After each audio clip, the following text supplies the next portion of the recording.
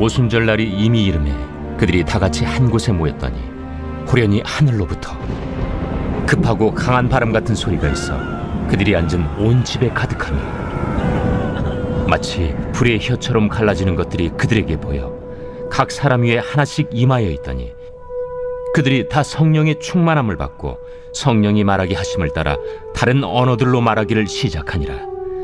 네, 우리 지난주까지 특별 새벽 기도회에 참석하여 많은 은혜를 받으신 줄 믿습니다. 성도님들이 워낙 설교를 잘 하셔가지고 정재환 목사님이 지난주에 다음에 처음 설교하는 목사님은 굉장히 떨리실 것 같다라고 이야기를 하시더라고요. 제가 설교한지 알고 그 소리를 하신 거거든요. 사실 많이 떨리더라고요. 제가 원래 설교 때문에 막 이렇게 잠을 막 깨고 그런 스타일은 아닌데 자다가 막 벌떡벌떡 일어나고, 지금 저는 김상은 목사로서 이 자리에 선 게 아니라 1, 2, 3 사랑방의 사랑방장으로 우리 성도님들에게 말씀을 전하기 위해 이 자리에 섰습니다. 오늘 또 오늘의 은혜를 우리에게 주실 줄 믿습니다. 오늘도 말씀의 자리, 예배의 자리, 기도의 자리로 오신 우리 성도님들을 환영하고 축복합니다.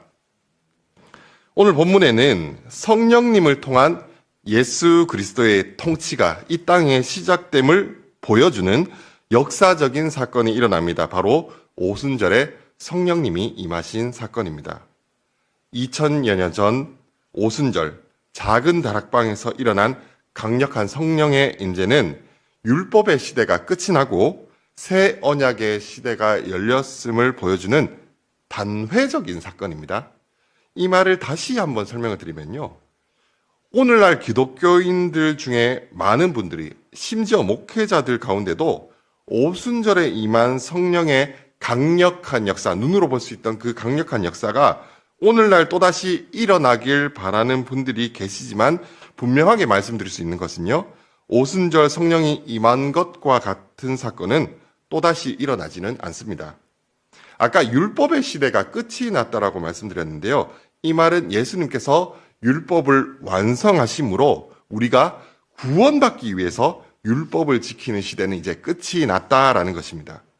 이제 예수 그리스도의 은혜로 구원을 받는 예수님의 피로 세운 새 언약의 시대가 열리게 된 것입니다.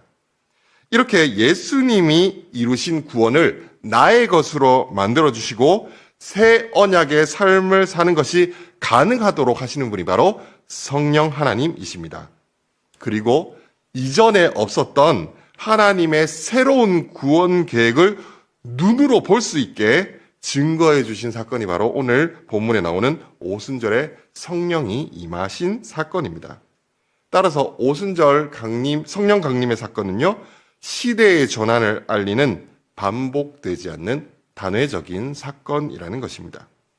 자, 그럼에도 불구하고 지금도 많은 사람들이, 성도님들, 목회자들 할 것 없이 여전히 오순절에 성령이 임하신 사건과 같은 강력한 성령의 임재를 다시 한번 눈으로 보길 원하는 분들이 참 많이 계시는 것이 사실입니다. 한 예로, 지금으로부터 시간이 좀 과거였는데, 제가 20대 때, 제가 이제 40대 중반이지 않습니까? 20대 청년부였던 시절, 대구에서 제가 모교회를 다니고 있을 때, 그 대구에서 교회를 다닐 때 아마도 말씀 사경회였던 것으로 기억하고 있는데요. 거기 이제 모교회 담임 목사님께서 그 말씀 사경회에 모인 성도님들이 120명이 될 때까지 기다리자고 하시더라고요. 말씀을 바로 시작하시는 게 아니라, 예정된 시간에 대해서 말씀을 시작하시는 것이 아니라 120명이 될 때까지 기다려보자라고 하시더라고요. 그 이유는 사도행전 1장과 2장에서 다락방에 모인 제자들의 수가 남녀 합쳐서 120명쯤 되니까 왠지 120명이 모이면 그날 오순절 성령님이 임하신 것과 같은 강력한 성령의 임재가 그 자리에 또다시 일어나지 않을까라는 기대감 때문에 기다리자고 하신 거였습니다. 그렇게 치면 120명이 안 되는 교회는 어떻게 해야 될까요? 오늘 여기 새벽 기도회에 모인 성도님들 제가 숫자를 세봤는데 120명이 조금 안 되시거든요, 지금. 예. 근데 이렇게 우리가 120명이 안 되기 때문에 강력한 성령의 임재를 기대할 수 없게 된 것일까요? 그렇진 않을 것입니다. 앞서 말씀드린 상황에서 모교회 목사님이 무엇을 기대하면서 120명이 모이길 기다렸는지는 잘 알겠습니다. 급하고 강한 바람이 불고 불의 혀가 갈라져 각 사람 머리 위에 임하는 강력한 성령의 역사가 일어나길 기대하는 마음을 이해 못하는 바는 아닙니다. 그 마음 가운데에는 나의 삶에도 그리고 성도님들의 삶에도 오순절에 성령님이 임하시는 것처럼 강력한 성령의 능력이 나타난다면 이 세상에서 갈팡질팡하지 않고 힘있게 신앙생활을 할 수 있지 않을까라는 기대가 담겨 있었을 것입니다.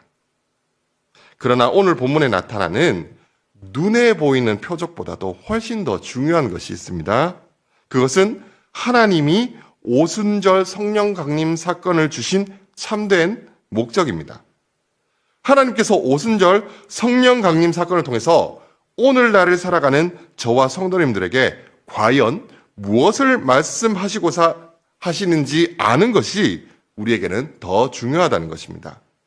그것을 알기 위해서는 먼저 성령 강림 사건이 왜 오순절에 일어났는지를 이해할 필요가 있습니다. 왜 다른 날도 아닌 오순절이었을까요?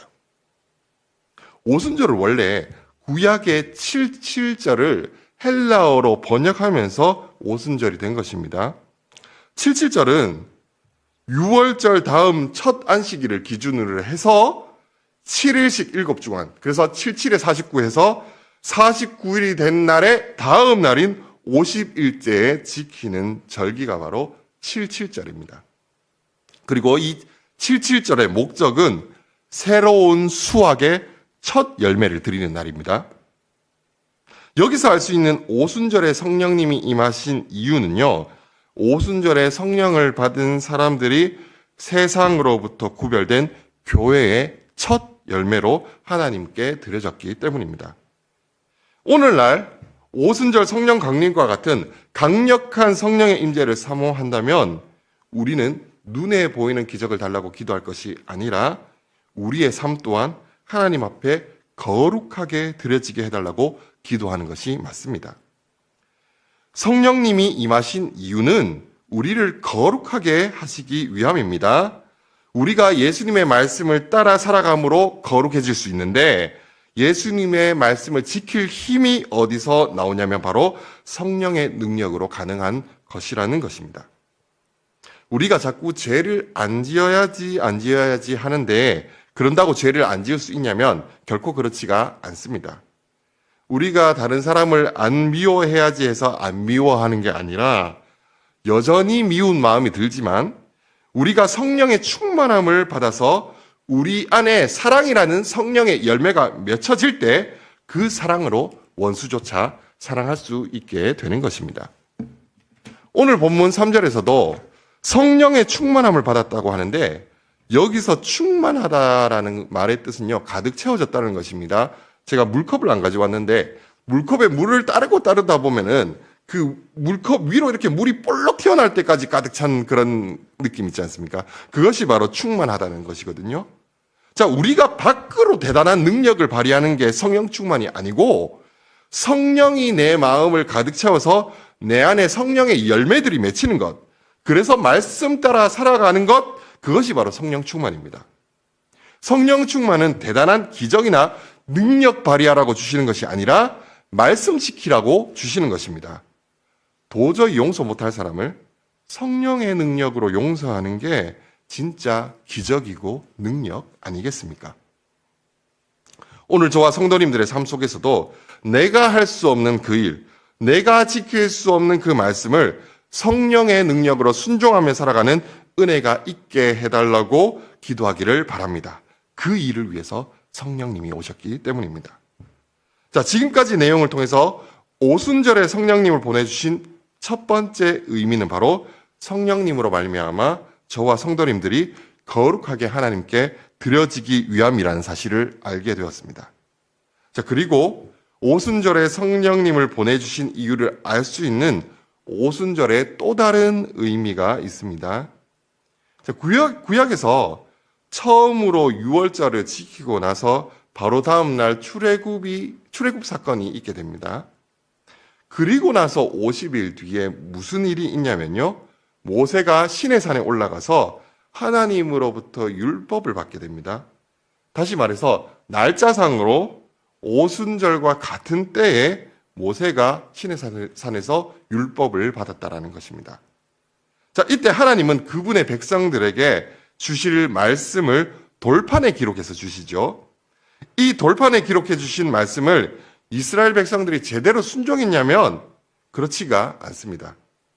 이스라엘 백성들은 하나님을 버리고 우상을 섬기고 말씀을 떠났고 그로 인해 하나님의 백성으로서의 거룩함을 잃어버리게 됩니다. 그런 이스라엘 백성들에게서 하나님의 영광이 떠나가 버리시는, 하나님의 영이 떠나가 버리시는 내용이 에스겔서에 나옵니다. 자, 이렇게 죄인인 사람의 힘으로는 이 율법을 다 지킬 수가 없으니까 에스겔서 36장 27절에서 하나님이 이렇게 말씀하십니다. 또 내 영을 너희 속에 두어 너희로 내 율례를 행하게 하리니 너희가 내 규례를 지켜 행할지라. 이 말씀을 보니까요, 아까 살펴봤던 성령님이 오신 목적과 같습니다. 우리로 말씀을 지키게 하기 위해서 성령님이 오셨다라는 것입니다. 또 고린도후서 3장 3절을 보시면 이런 말씀이 나옵니다. 너희는 우리로 말미암아 나타난 그리스도의 편지니 이는 먹으로 쓴 것이 아니요 오직 살아계신 하나님의 영으로 쓴 것이며 또 돌판에 쓴 것이 아니요 오직 육의 마음판에 쓴 것이니라. 돌판에 기록된 율법을 다 지킬 수 없는 우리를 위해서 이번에는 하나님의 말씀을 마음판에 영으로 기록해 주신다라고 말씀합니다. 영으로 기록하신다는 것이 바로 성령을 보내주시겠다라는 말씀인 것입니다. 결국 오순절에 성령님을 보내주신 두 번째 의미도 하나의 목적을 보여주고 있습니다. 우리가 지킬 수 없는 말씀을 하나님이 지키게 하시겠다라는 것입니다. 오순절에 성령님을 보내주신 이유는 우리가 예수 그리스도의 영이신 성령님을 통해 이스라엘 백성들이 그렇게 애쓰고 노력했지만 결국에는 지킬 수 없었던 말씀에 순종하며 살아갈 힘을 주시기 위함입니다. 하나님은 우리에게 말씀을 주실 뿐만 아니라 우리가 그 말씀대로 살아갈 힘을 주신다는 것이 우리에게 얼마나 큰 위로인지 모릅니다. 성령 하나님께서는 우리에게 말씀에 순종할 능력을 주십니다. 우리는 성령 충만함이 없이는 단 한순간도 하나님의 뜻대로 살아갈 수가 없습니다. 그것이 우리가 오늘 이 기도의 자리에서 성령의 충만함을 구해야 하는 이유인 것입니다.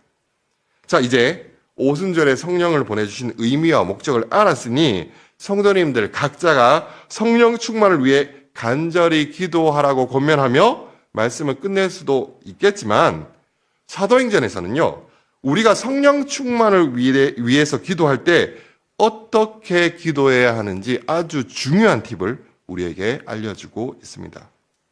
오늘 본문 1절을 보시면요, 예수님의 제자들이 한 곳에 모여서 기도했다라고 합니다.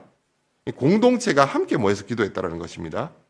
이 말씀을 드리는 이유는 지금 이 자리에 나오지 않고 온라인으로 예배를 드리는 성도님들을 질책하려고 하는 것이 아니라 사실 이렇게 한 자리에 모이는 것보다 더 중요한 내용이 전에 살펴봤던 사도행전 1장 14절에 나오고 있습니다. 그것은 공동체가 마음을 같이하여 기도했다라는 것입니다. 마음을 같이하여 기도했다라는 것은요, 만장일치, 한 마음으로 기도했다라는 것입니다. 자, 이 자리에 계신 성도님들은 다 생각이 다르고 살아오신 환경이 다른데 어떻게 한 마음이 돼서 기도할 수 있을까요? 각양의 서로 다른 사람들이 한 마음이 돼서 기도할 수 있는 가장 쉬운 방법 한 가지 알려드리고 말씀을 마무리하겠습니다. 자, 우리가 한 마음이 돼서 기도할 수 있는 가장 쉬운 방법은요, 한 말씀을 들으면 됩니다. 우리가 한 말씀을 듣는 가장 쉬운 방법은요, 같은 설교를 듣고 설교에 선포된 말씀을 붙잡고 함께 합심으로 기도하는 것입니다. 성도님들, 우리가 공예배에 모이기를 힘써야 하는 이유가 여기에 있습니다. 한 말씀을 붙잡고 한 마음으로 기도하기 위해서입니다. 우리가 각자 기도해도 성령님이 충만히 역사하실 수 있습니다. 하지만 공동체가 한 말씀을 붙잡고 합심하여 기도할 때 하나님은 그 기도를 주목하시고 반드시 응답해 주신다고 약속해 주셨습니다. 마태복음 18장 19절에서 예수님이 이렇게 말씀하고 계십니다. 진실로 다시 너희에게 이르노니 너희 중에 두 사람이 땅에서 합심하여 무엇이든지 구하면 하늘에 계신 내 아버지께서 그들을 위하여 이루게 하시리라. 아멘. 말씀을 마무리하겠습니다. 하나님께서 오순절에 성령님을 보내주신 이유는 내 힘으로 지킬 수 없는 하나님의 말씀을 지킬 힘을 주시기 위해서입니다.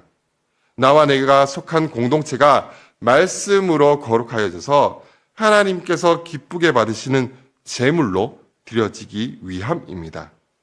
그 일을 위해서 우리는 성령 충만을 위해 기도해야 할 것입니다. 특별히 말씀의 자리, 기도의 자리에 나와서 한 말씀을 듣고 한 마음으로 간절히 기도해야 하는 것입니다. 그럴 때 내 삶 속에 성령의 열매가 맺히고 그로 말미암아 내가 속한 가정과 교회와 공동체가 거룩해지는 놀라운 은혜가 있게 될 줄로 믿습니다. 교회는 기도 가운데서 태어났고 성령은 기도하는 공동체 위에 임하였고 복음은 기도의 자리에서 시작되었습니다. 그 귀한 기도의 자리에 나오신 성도님들에게 기도로 말미암는 하나님의 놀라운 축복이 삶의 모든 영역에 가득하게 되시기를 간절히 소망합니다. 제가 기도하겠습니다. 하나님 아버지, 우리가 주님의 말씀대로 살려고 몸부림쳐 보지만 우리의 힘으로 될 수 없음을 늘 절감하며 살아갑니다. 우리의 힘으로 지킬 수 없었던 그 말씀들, 우리가 성령의 능력으로 그 말씀 지키며 살아가기를 간절히 소망합니다. 성령 하나님, 우리에게 예수 그리스도의 말씀을 가르쳐 주시고 기억나게 하시고 그 말씀 따라 살아갈 수 있는 힘을 오늘도 우리에게 허락하여 주시옵소서. 우리가 그것을 놓고 간절히 기도하며 나아갈 때 우리의 가정이, 나의 삶이, 우리 교회가 하나님 앞에 거룩하게 드려지는 복된 은혜가 있을 수 있도록 오늘 우리 하루 가운데 그리고 우리 평생의 삶 가운데 주님 역사여 주시옵소서. 이 모든 말씀 예수님의 이름으로 기도드리옵나이다. 아멘.